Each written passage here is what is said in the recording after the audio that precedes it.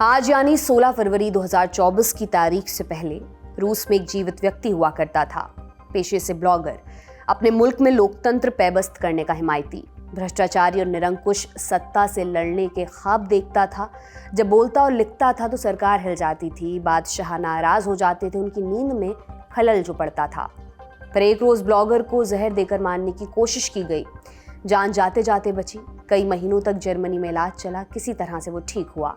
आम स्थिति तो ये होती कि वो ठीक होने के बाद सतर्क हो जाता, कहीं छिपकर रहने लगता। जहां उसकी हत्या की साजिश रची गई वहां लौटने की कोशिश न करता, मगर वो सबसे अलग था। वो वापस लौटा, बादशाह को चुनौती देने का ऐलान किया, मगर ये होता उससे पहले एयरपोर्ट से ही उसको उठा लिया गया। मनगढ़ंत मामलों में फंसाकर जेल भेजा गया। बीच बीच में सजा बढ़ाई गई। अब खबर आई है कि उसकी जेल में मौत हो गई है। ये कहानी रूस के राष्ट्रपति व्लादिमीर पुतिन के सबसे बड़े आलोचक एलेक्सी नवलनी की है। नवलनी वो जिसके बारे में कहा जाता था अगर वो राष्ट्रपति चुनाव लड़ा तो पुतिन का जीतना मुश्किल हो जाएगा, और जो सरेआम कहता था पुतिन रूस का खून चूस रहे हैं, उनकी पार्टी में सनकी और लुटेरे लोग भरे हैं। उन्हीं एलेक्सी नवलनी की मौत हो चुकी है। रूस की प्रिजन सर्विस ने इसकी पुष्टि की। इस बारे में पुतिन को भी बता दिया गया है। हालांकि अभी तक मौत की वजह पता नहीं चल सकी है। फिलहाल पूरी दुनिया पुतिन की लानत मलानत कर रही है। यूक्रेन के राष्ट्रपति वोलोदिमीर ज़ेलेंस्की ने तो यहाँ तक कहा कि नवलनी की हत्या पुतिन ने ही की है। तो आज हम जानेंगे एलेक्सी नवलनी की मौत कैसे हुई और इसका इल्जाम पुतिन पर क्यों लग रहा है। रूस के बाद चलेंगे पाकिस्तान, जहाँ सुप्रीम कोर्ट ने अप्रत्यक्ष रूप से पाक फौज को लताड़ लगाई है। कहा है कि फौज को सिर्फ और सिर्फ देश की सुरक्षा में दिलचस्पी लेनी चाहिए, बिजनेस में नहीं। दिलचस्पी ये है कि फौज को पाकिस्तान में सबसे बड़ा बिजनेस एम्पायर माना जाता है। वो नमक से लेकर डेयरी और सीमेंट तक के धंधे में उतरी हुई है। समझेंगे फौज बिजनेस क्यों करती है और सुप्रीम कोर्ट की टिप्पणी के मानी क्या हैं। नमस्कार, मेरा नाम दिव्यांशी है। आप देखना शुरू कर चुके हैं लल्लन टॉप का अंतर्राष्ट्रीय प्रसंगों से जुड़ा रोजाना का कार्यक्रम दुनियादारी। सबसे पहले बात एलेक्सी नवलनी की।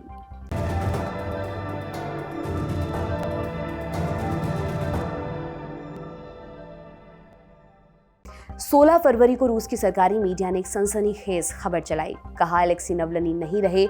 इस खबर ने पूरी दुनिया में हड़कंप मचा दिया। इसकी वाजिब वजह भी है। दरअसल रूस में अगले महीने राष्ट्रपति चुनाव होने वाले हैं। इसमें पुतिन की जीत लगभग तय मानी जा रही है। कोई भी उनको चुनौती देने की स्थिति में नहीं है। एक को छोड़कर कौन? वो थे एलेक्सी नवलनी। वो भी तब जब नवलनी 19 बरस की सजा काट रहे थे। उनके चुनाव लड़ने पर बैन था और उनके संगठन को देश नाबूद किया जा चुका था, मगर जेल से भी उन्होंने सरकार का विरोध करना बंद नहीं किया था। वो शुरुआत से यूक्रेन पर रूस के हमले की आलोचना कर रहे थे, युद्ध को बेवकूफ़ाना हरकत बता रहे थे। उन्हें जनता का अच्छा खासा सपोर्ट भी मिल रहा था। फिर दिसंबर 2023 में एक रोज़ मॉस्को की जेल से अचानक वो गायब हो गए। कई दिनों के बाद खबर आई कि उन्हें साइबेरिया की मैक्सिमम सिक्योरिटी जेल में रखा गया है। 16 फरवरी को उसी जेल में उनकी मौत हो गई। प्रिजन सर्विस के हवाले से दावा हुआ टहलने के बाद नवलनी बीमार होकर गिर गए। जेल के मेडिकल स्टाफ ने तुरंत उनकी जांच की, फिर एम्बुलेंस बुलाई। नवलनी को बचाने की यथासंभव कोशिश की गई, मगर कोई फायदा नहीं हुआ। मौत की असली वजह का पता लगाया जा रहा है। नवलनी की टीम ने क्या कहा? उनके वकील जेल की तरफ रवाना हो गए हैं। उन्होंने फिलहाल मौत की पुष्टि नहीं की है। नवलनी की मां 12 फरवरी को आखिरी बार अपने बेटे से मिली थी।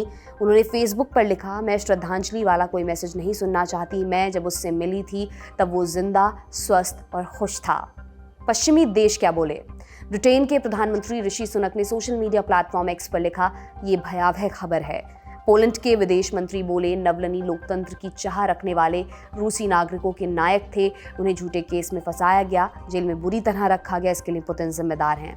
इटली, स्वीडन, चेक रिपब्लिक और नेटो ने भी दुख जताया है। उन्होंने पुतिन की कड़ी आलोचना की है। इस मामले पर अभी तक अमेरिका का कोई बयान सामने नहीं आया है। रूस ने आरोपों पर क्या कहा? विदेश मंत्रालय ने तंज भरे लहजे में कहा, अभी तक फोरेंसिक रिपोर्ट आई भी नहीं है, मगर पश्चिमी देश पहले ही नतीजे पर पहुंच चुके हैं। जिस वक्त ये वीडियो रिकॉर्ड हो रहा है, घटनाक्रम तेजी से बदल रहा है। इस मामले पर हमारी नज़र बनी हुई है। इससे जुड़ी अपडेट्स आपको लल्लन टॉप पर मिल जाएंगी। फिलहाल हम एक्सपर्ट कॉर्नर की तरफ चलते हैं। हमने जवाहरलाल नेहरू यूनिवर्सिटी के सेंटर फॉर रशियन स्टडीज़ में एसोसिएट प्रोफेसर अमिताभ सिंह से बात की। पूछा, एलेक्सी नवलनी की मौत कितनी बड़ी घटना है, इसका रूस की इंटरनल पॉलिटिक्स पर क्या असर पड़ेगा? सुनिए उन्हें। Alexei Navalny as an individual को देखें और एज अ पॉलिटिकल एक्टिविस्ट को देखें तो रशिया में इस न्यूज का कोई असर नहीं होगा। इसके कई कारण हैं। पहला है कि इस समय युद्ध चल रहा है, किसी भी तरह का प्रोटेस्ट पुतिन के खिलाफ प्रोटेस्ट नहीं माना जाएगा, वो रूस के खिलाफ प्रोटेस्ट माना जाएगा। मार्च में चुनाव होने वाले हैं जिसमें पुतिन एक बहुत बड़े या कहें एकमात्र कैंडिडेट हैं। तीसरी बात कि पुतिन ये जानते हैं कि ऐसे समय में इनका इनके डेथ का कारण जो लोग मानेंगे वो यही है कि उन पर ब्लेम डालेंगे। लेकिन रूस के अंदर एक बात मैं बता दूं, एलेक्सी नवाल्नी बहुत पॉपुलर थे, खासकर यूथ में। As a social media activist YouTube पे उनकी बहुत व्यूअर्स होते थे जो पुतिन के करप्शन के खिलाफ या रूसी राज्य के करप्शन के खिलाफ एक तरह से वो एक्टिविज्म करते थे। उसको लेकर भी एक बहुत बड़ा उनका सपोर्ट था। लेकिन रूस के इंटरनल पॉलिटिक्स पे, और ये बहुत दुखद बात है, कि इसका कोई असर नहीं पड़ेगा फिलहाल, क्योंकि ऐसी घटनाएं पूर्व में भी हुई हैं। अगर आप देखेंगे तो बोरिस नेमेत्सोव जो उनके डिप्टी प्राइम मिनिस्टर थे, बाद में उनके क्रिटिक हो गए थे और वो कहते थे कि ओलिगार्क्स के बनाए हुए राष्ट्रपति हैं।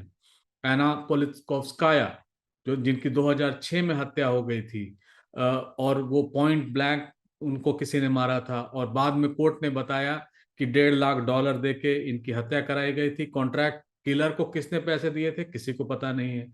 बोरिस नेमेत्सोव की भी हत्या हुई थी मॉस्को में, वो अपनी फियांसी के साथ लौट रहे थे रात में डिनर के बाद, उनकी संदेहास्पद स्थिति में हत्या हुई थी। बाद में बताया गया कि चेचेन लड़ाकों ने उनको मारा है, और वो चेचेन कौन है, कुछ लोग पकड़े गए 2-3, लेकिन उनका इससे कोई डायरेक्ट संबंध ऐसे प्रथम दृष्टया नहीं दिखता है। हाल में हम सब ने देखा है येवगेनी प्रिगोजिन किस तरह उनका अंत हुआ, और जो पुतिन के खिलाफ जा चुके थे, जो वागनर आर्मी के प्रमुख थे। तो ऐसी घटनाएं रूस में बहुत हुई हैं, और ये तो 3 मैंने नंबर बताए, और भी कई सारे हैं। एक तो हमारे रायगढ़ में ही हाल में 1 साल पहले लगभग एक उनके क्रिटिक जो थे एमपी और वो बिलियनर थे, वो संदेहास्पद स्थिति में छत से गिर के मरे। तो ये सारी चीजें उंगली उठाती हैं वहां के एस्टैब्लिशमेंट पर, और कहीं ना कहीं पुतिन इसमें आ ही जाते हैं क्योंकि ये सारे पुतिन के विरोधी रहे हैं। लेकिन इंटरनल पॉलिटिक्स पे इसका कोई असर नहीं पड़ेगा क्योंकि विपक्ष पूरी तरह से वहां ध्वस्त हो गया है, विपक्ष को आगे बढ़ने नहीं दिया गया है।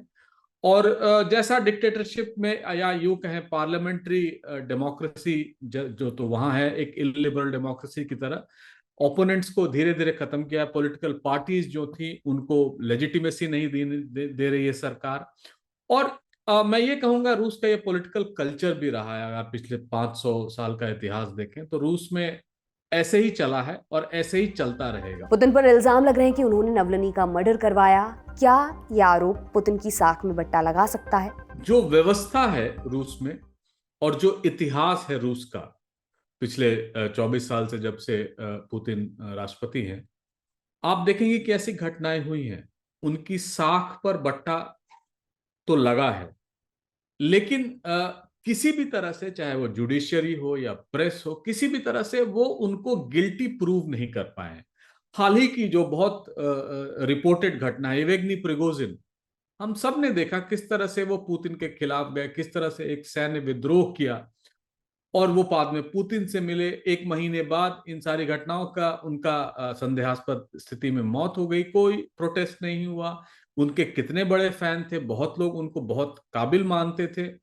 तो इस तरह की घटना होंगी, लेकिन वास्तविकता और ऐसे समय में जब चुनाव भी है, यूक्रेन युद्ध भी चल रहा है, ऐसे समय पुतिन की साख पर भीतर में कोई बट्टा नहीं लगेगा। लेकिन बाहर में पूरी दुनिया में एक तरह से आप ये मान लें, पूरी दुनिया ये मानती थी, खासकर जो पश्चिमी दुनिया है, पश्चिमी देश हैं, वो ये मानते थे कि बोरिस नेमोत्सेव की हत्या के बाद नवाल्नी ही एक बहुत बड़े पॉलिटिकल ओपोनेंट है पुतिन के, और वही एक तरह से आप यूं कहें कि चेहरा बने हुए थे पूरे ऑपोजिशन का। हालांकि मैंने पहले भी कहा उनका सपोर्ट उतना नहीं था जितना वेस्टर्न मीडिया या वेस्टर्न स्टेट्स दिखाते हैं, लेकिन हाँ, एक ऑपोजिशन का वो चेहरा बने हुए। नवलिनी की मौत पर पश्चिमी देशों का क्या रिएक्शन होगा? वे पुतिन को जिम्मेदार तो ठहरा रहे हैं, क्या वे किसी तरह की कार्रवाई भी कर सकते हैं?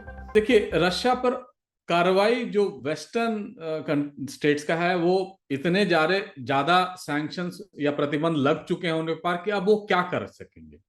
जितने तरह के प्रतिबंध लगा सकते थे, मोटे तौर पे जहां तक मुझे याद है 1200 प्रतिबंध लग चुके हैं उनके बैंक पे, उनके इंडिविजुअल्स पे, पुतिन के परिवार पे, आर्मी जनरल्स पे, उनके मिनिस्टर्स पे। तो ये सारे सैंक्शंस लग चुके हैं। एक तरह से वेस्टर्न स्टेट्स ने पूरा एक व्यवस्था ठप करने की योजना बनाई थी, लेकिन पुतिन उससे भी बाहर आए हैं।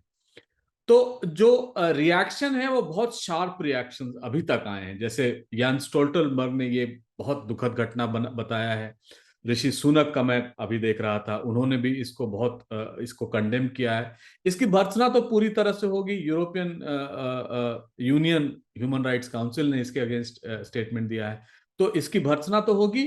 लेकिन वास्तविकता में इस पर पुतिन में और रूस में इस पर कोई फर्क नहीं पड़ेगा। एलेक्सी नवलनी की कहानी हम दुनियादारी में विस्तार से सुना चुके हैं, लिंक आपको डिस्क्रिप्शन बॉक्स में मिल जाएगा। रूस का चैप्टर यहीं पर रोकते हैं, अब चलते हैं पाकिस्तान। ये बात साल 2007 की है।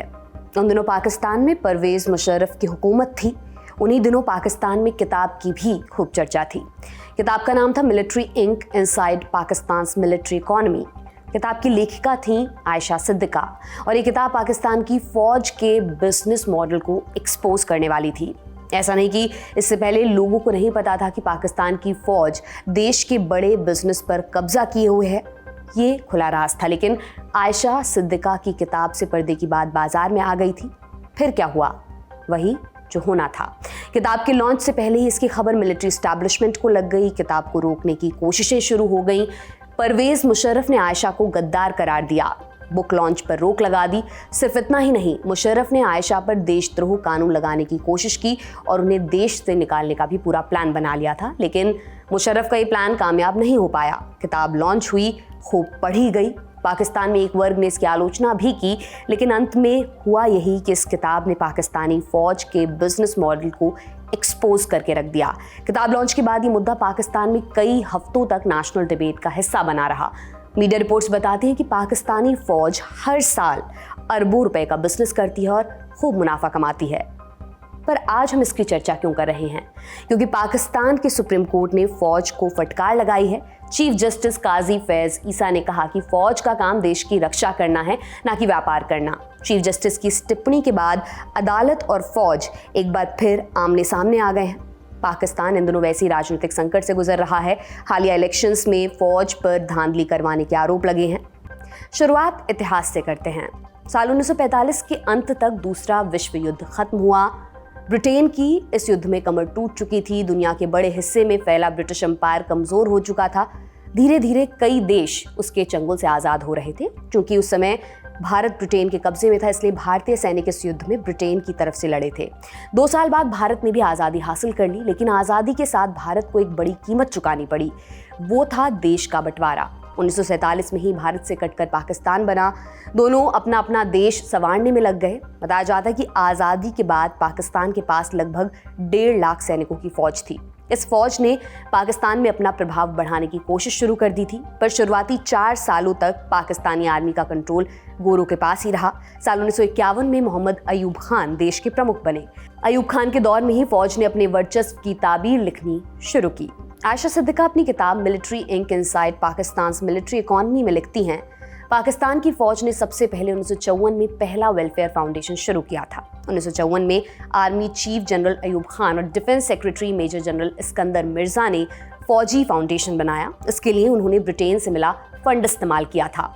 कैसा फंड? जैसा हमने अभी बताया, दूसरे विश्व युद्ध में भारत के सैनिकों ने ब्रिटेन की तरफ से मोर्चा संभाला था, इसलिए अंग्रेजों ने पोस्ट वॉर सर्विस के रूप में पैसा पाकिस्तान को दिया था। ज्यादातर शेयर सैनिकों के हाथ में आया।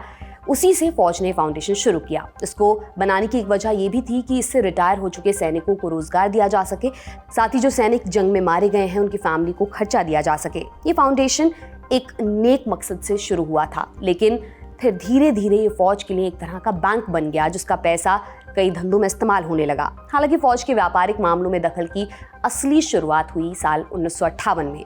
1958 में पाकिस्तान के पहले राष्ट्रपति सिकंदर मिर्जा ने पाकिस्तानी संसद को भंग कर दिया और प्रधानमंत्री फिरोज खान नून की सरकार को बर्खास्त कर दिया। मिर्जा ने रातों रात मार्शल लॉ लागू कर army commander in chief general Ayub Khan को देश की बागडोर सौंप दी। 13 दिन बाद अयूब खान ने तख्ता पलट करते हुए देश के राष्ट्रपति को पद से हटा दिया और इस तरह अयूब खान बन गए पाकिस्तान के पहले मिलिट्री डिक्टेटर। इस उठापटक में पाकिस्तान की अर्थव्यवस्था को काफी नुकसान पहुंचा, लेकिन साथ ही फौज को अर्थव्यवस्था में दखल देने का मौका भी दे दिया। आयशा सिद्दीका अपनी किताब में लिखती हैं, सेना ने व्यापार में कदम रखा और लोगों को भरोसा दिलाया कि वो आर्थिक मोर्चे पर भी देश की रक्षा कर सकती है। अयूब खान के राष्ट्रपति बनने के बाद पूरी पॉलिटिकल पावर पाकिस्तान आर्मी के पास आ गई। आर्मी ने शासन तो अपने हाथ में लिया ही, अलग अलग सेक्टर्स मसलन मैन्युफैक्चरिंग, जमीन आदि के बिजनेस में फौज ने हाथ डालना शुरू कर दिया। सब कुछ सही चल रहा था। फिर आया साल 1971 का। जुल्फिकार अली भुट्टो पाकिस्तान के चौथे राष्ट्रपति बने। वो मुल्क को फौज के कंट्रोल से निकालना चाहते थे। जुल्फिकार लोकतंत्र के हिमायती थे। उनकी नीतियों ने आर्मी के बिजनेस को कुछ हद तक चोट भी पहुंचाई। फौज का बिजनेस में दखल कमजोर पड़ने लगा। इसकी एक वजह ये भी थी कि उन दिनों पूर्वी पाकिस्तान माने आज के बांग्लादेश के साथ तनाव चल रहा था। इसे पाकिस्तान में सेना के बुरे समय के तौर पर देखा गया। खैर, फौज का ये बुरा समय ज्यादा नहीं चला। 4 जुलाई 1977 को जुल्फिकार अली भुट्टो का तख्ता पलट हुआ। फिर एक बार देश में सैन्य सरकार की वापसी हुई थी और इस बार इसका नेतृत्व कर रहे थे जनरल जिया उल हक। जिया ने भुट्टो को हटाकर खुद को राष्ट्रपति घोषित कर दिया। उन्होंने 10 साल से ज्यादा पाकिस्तान पर शासन किया। जिया के बाद जनरल परवेज मुशर्रफ ने भी करीब 7 सालों तक सत्ता अपने हाथों में रखी। आर्मी के शासन में फौज का बिजनेस खूब फला फूला और ये सिलसिला आज तक चल रहा है। भले ही पाकिस्तान में लंबे समय से सिविलियन सरकार चल रही है, लेकिन जानकार कहते हैं कि असल ताकत आज भी मिलिट्री के हाथों में ही है। वही तय करती है कि पाकिस्तान में किसकी हुकूमत चलेगी। ये रही कहानी आर्मी के बिजनेस की। अब जानते हैं आर्मी कौन कौन से बिजनेसेस चलाती है और इससे कितना फायदा होता है। फौजी फाउंडेशन के तहत पूर्ण स्वामित्व वाले 4 बड़े धंधे चलते हैं। पहला फौजी फूड, दूसरा फाउंडेशन गैस, तीसरा ओवरसीज एम्प्लॉयमेंट सर्विस और चौथा Fauji foundation experimental and seed farm. इसका 100% फायदा फौजी फाउंडेशन को जाता है, पर इसके अलावा भी फौज की दूसरे धंधों में हिस्सेदारी है। फौज के फूड बिजनेस हैं, वो अनाज उगाती है, उसकी डेयरी फार्म में हिस्सेदारी है, सीमेंट बनाती है, उसकी रियल एस्टेट में दखल है, वो देश के कई हिस्सों में स्कूल और कॉलेज भी चलाती है। एक रिपोर्ट के मुताबिक पाकिस्तानी सेना अफीम के धंधे में भी हाथ काले की हुई है। 1980 के दौर में जब अफगान वॉर में अमेरिका पाकिस्तान की मदद ले रहा था, तो इसके बदले में वो पाकिस्तान को पैसे भी दे रहा था। कहा जाता है इसका ज्यादातर पैसा उस समय के ISI प्रमुख असद दुर्रानी ने रख लिया था और पाकिस्तानी सेना के साथ मिलकर अफीम का व्यापार शुरू किया था। तब से ये व्यापार चल ही रहा है। पाकिस्तानी वायुसेना शाहीन फाउंडेशन के नाम से कई धंधे चलाती है। इसमें Shaheen airport services, Shaheen aero trades, Shaheen complex आदि शामिल हैं। जुलाई 2016 में पाकिस्तानी सेनेट में रिपोर्ट पेश की गई कि सेना 2,40,000 भारतीय करोड़ रुपयों से ज्यादा का व्यापार करती है। इसमें 50 से ज्यादा धंधे शामिल हैं। साल 2023 तक इनकी कीमत 3,20,000 करोड़ भारतीय रुपए आंकी गई थी। ये सब अपने आप में बड़े आंकड़े हैं, लेकिन एक धंधा जो सबको फीका कर देता है वो है जमीन का। पाकिस्तानी फौज के पास 8 शहरों में 2 लाख करोड़ से ज्यादा की संपत्ति है। जमीनें सरकार ने फौज को दी थी ताकि सेना के लिए इनका इस्तेमाल किया जाए, लेकिन कई जगहों पर आर्मी ने हाउसिंग बिजनेस शुरू कर दिए। माने इन जमीनों के प्लॉट काट कर बेचने लगे। इस पर आर्मी की बहुत आलोचना भी हुई थी। आयशा सिद्दीका अपनी किताब में दावा करती हैं कि पाकिस्तान की 12% जमीन फौज के हाथों में है, इसलिए पाकिस्तान में आर्मी को बिगेस्ट लैंड ग्रैबर का तमगा मिला हुआ है। एक सवाल यहाँ पर ये उठ सकता है कि आर्मी के बिजनेस में जुड़े होने में दिक्कत क्या है। इसको 3 पॉइंट्स में हम आपको बताते हैं। पहला, करप्शन। जानकार कहते हैं कि आर्मी अपने बिजनेस को बढ़ावा देने के लिए करप्शन का सहारा लेती है। 1947 से अब तक 72 ऑफिसर जो मेजर रैंक के थे वो करप्शन के मामलों में सस्पेंड किए गए हैं। सिर्फ पूर्व PM इमरान खान के दौर में 6 मिलिट्री अफसरों पर करप्शन की जांच चल रही थी।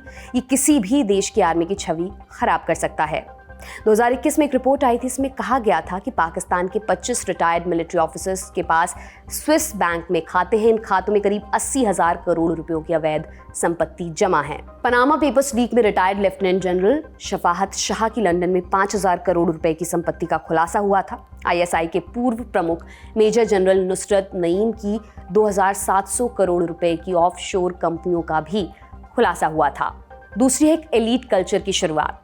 आर्मी के इन तौर तरीकों से एक अलग कल्चर की शुरुआत हो रही है। पाकिस्तान में 2 तबके बन चुके हैं। ऐसा सभी देशों में होता है, लेकिन पाकिस्तान की खासियत है कि यहाँ सभी फौजी अधिकारियों के बच्चे एलीट तबके में आते हैं। उनके स्कूल अलग होते हैं, कॉलेजेस अलग होते हैं, हॉस्पिटल्स अलग होते हैं और क्लब तो खैर सिर्फ उनके ही पास होते हैं। तीसरा पॉइंट, इन धंधों की वजह से आर्मी का फोकस अपने असल काम से हटता है। सुप्रीम कोर्ट ने हालिया टिप्पणी में भी इसी बात का जिक्र किया है। आज हम इसकी चर्चा क्यों कर रहे हैं, अब इस पर भी आ जाते हैं।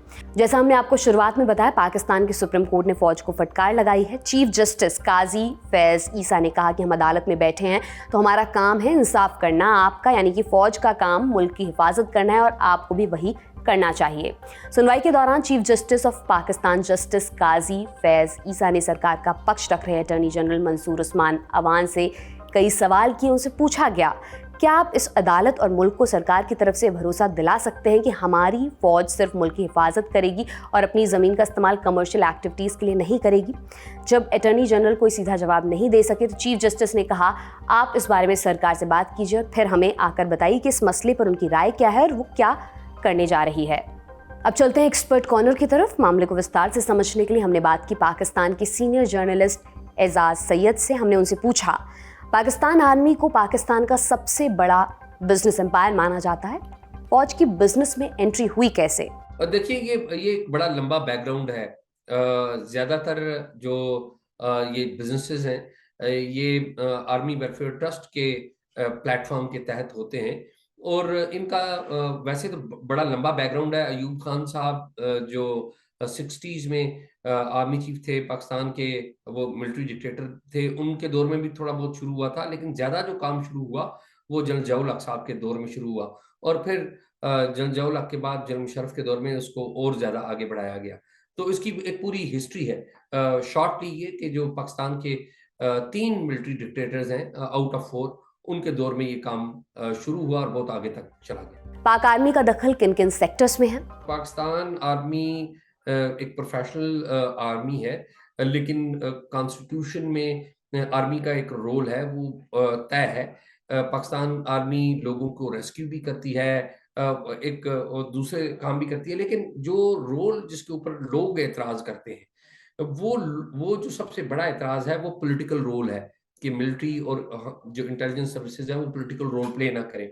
बाय द वे, पाकिस्तान की मिलिट्री और जो इंटेलिजेंस सर्विसेज हैं, जो उनके मिलिट्री उनके पॉलिटिकल रोल के हवाले से मैंने अपने सोशल मीडिया पे गुज़िश्ता रात ही एक बड़ी तफसीली 20-23 मिनट की वीडियो बनाई है कि जिसमें बताया गया कि जो हमारे आर्मी चीफ थे जनरल बाजवा और हमारे जो ISI चीफ थे, वो किस तरीके से इमरान खान को हेल्प करते थे, या मौलाना फजलुर रहमान हमारे एक बड़े फेमस रिलीजियस लीडर हैं, उन्होंने कुछ क्लेम्स किए हैं, तो किस तरीके से ये मीटिंग करते रहे।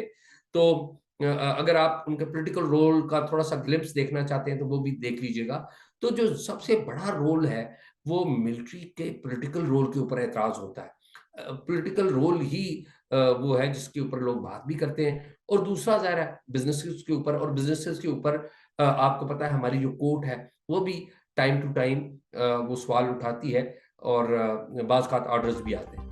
क्या फौज अपना बिजनेस इंटरेस्ट साधने के लिए सरकार की पॉलिसीज में दखल देती है, और क्या इस बिजनेस इंटरेस्ट का राजनीतिक उठापटक से कोई कनेक्शन है? वे अपना एम्पायर बचाने के लिए सरकार पर शिकंजा कसते हैं? देखिए, मैं अगेन वही बात है कि जो पॉलिटिकल रोल है उसके ऊपर एतराज़ आता है। अगर आप पाकिस्तान की हिस्ट्री देखें तो पाकिस्तान के जो कोई भी प्राइम मिनिस्टर हैं वो 5 ईयर टर्म अपनी पूरी नहीं कर सके। तो जो भी प्राइम मिनिस्टर जाता रहा, मोस्ट ऑफ देम जो इलेक्ट होके आए थे, मिसाल के तौर पे नवाज शरीफ साहब, बेनज़ीर भुट्टो साहिबा, अभी रिसेंटली इमरान खान, उससे पीछे अगर आप चले जाइए तो जुल्फ़िकार अली भुट्टो, तो ये तमाम लोग वो हैं जो उंगली उठाते थे वो हमारी मिलिट्री एस्टैब्लिशमेंट के ऊपर ही उठाते थे कि ये रोल अदा करते हैं और ये हमारे गिर्द शिकंजा सख्त करते हैं जिसकी वजह से ये होता है। जो इनका बिजनेस वाली जो बात आप कर रहे हैं वो तो एक अलग एंटिटी है। पॉलिटिकल रोल जो है वो तो एक दूसरा मामला है जो कि ओवरऑल जो आप जिसे राजनीति कहते हैं, हम इसे गवर्नेंस कहेंगे, गवर्नमेंट कहेंगे, तो उसमें है, तो उसके ऊपर लोग सवाल उठाते हैं। सुप्रीम कोर्ट ने भरोसा दिलाने के लिए कहा है कि फौज सिर्फ और सिर्फ डिफेंस से जुड़े मसलों पर ध्यान दे, बिजनेस में दिलचस्पी ना ले। सुप्रीम कोर्ट को ये टिप्पणी क्यों करनी पड़ी और क्या फौज सुप्रीम कोर्ट की बात मानेगी?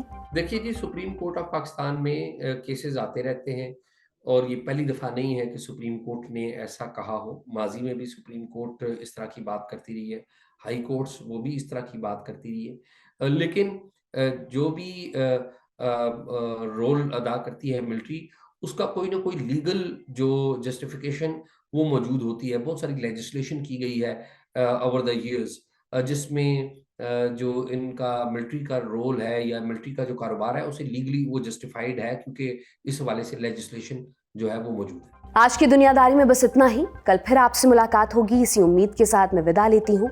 शुक्रिया, शुभ रात्रि।